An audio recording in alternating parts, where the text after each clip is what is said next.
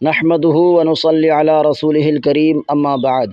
شہیدوں کے لہو کا رنگ اب تک بولتا ہے، شہیدوں کے لہو کا رنگ اب تک بولتا ہے، یہ ہندوستان ان کی قربانی سے زندہ ہے۔ میرے محترم اساتذہ، معزز حاضرین، عزیز ساتھیوں اور میرے پیارے نوجوانوں، آج میں آپ سے صرف تاریخ بیان نہیں کروں گا بلکہ ان لوگوں کا تذکرہ کروں گا جن کی قربانیوں نے آزادی کے سورج کو طلوع کیا۔ جب ہم 15 اگست کا جشن مناتے ہیں تو ہمیں یاد رکھنا چاہیے کہ آزادی ہمیں تحفے میں نہیں ملی تھی، بلکہ اس کے لیے بے شمار لوگوں نے اپنے خون کا نذرانہ پیش کیا تھا۔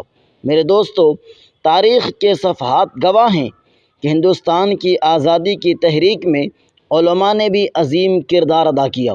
بہت سے علماء نے جیلیں کاٹیں، سختیاں برداشت کیں، اپنے گھر بار چھوڑ دیے، لیکن ظلم کے سامنے سر نہیں جھکایا۔ 1857 کی جنگ آزادی میں مولانا فضل حق خیر آبادی رحمۃ اللہ علیہ نے آزادی کی حمایت میں آواز بلند کی، اور اس کی پاداش میں انہیں قید و بند کی صعوبتیں برداشت کرنا پڑیں۔ اسی طرح مولانا احمد اللہ شاہ مدراسی نے آزادی کی تحریک میں بے مثال بہادری دکھائی۔ انگریز بھی ان کی جرأت اور قیادت سے خوف زدہ تھے۔ میرے عزیزو، صرف علماء ہی نہیں بلکہ ہزاروں ایسے مجاہدین بھی تھے جن کے نام شاید تاریخ کی کتابوں میں نمایاں نہ ہوں، مگر ان کی قربانیاں اللہ کے ہاں ضرور محفوظ ہیں۔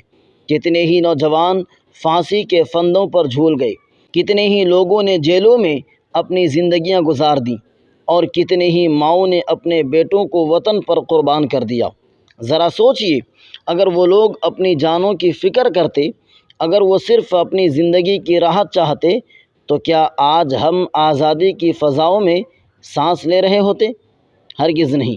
آج ہم جو آزاد فضا میں سانس لے رہے ہیں، یہ کسی کی قربانی کا نتیجہ ہے۔ میرے دوستو، شہداء کی قربانیوں کا حق صرف جھنڈا لہرا کر ادا نہیں ہو سکتا، ان کا حق تب ادا ہوگا جب ہم اپنے کردار کو بہتر بنائیں گے، سچ بولیں گے، انصاف کریں گے، تعلیم حاصل کریں گے اور اپنے وطن کے وفادار شہری بنیں گے۔ میرے نوجوان ساتھیوں، آج ہندوستان کو ایسے نوجوان کی ضرورت ہے جو علم میں آگے ہوں، اخلاق میں بہترین ہوں، کردار میں مضبوط ہوں اور اپنے ملک کی ترقی کے لیے مخلص ہوں۔ یاد رکھیے، جو قوم اپنے محسنوں اور شہداء کو بھول جاتی ہے، وہ اپنی تاریخ بھی کھو دیتی ہے۔ اس لیے آئیے آج ہم عہد کریں کہ ہم اپنے مجاہدین آزادی، اپنے علماء اور اپنے شہداء کی قربانیوں کو ہمیشہ یاد رکھیں گے، اور ایک ایسے ہندوستان کی تعمیر کریں گے جس پر وہ بھی فخر کرتے۔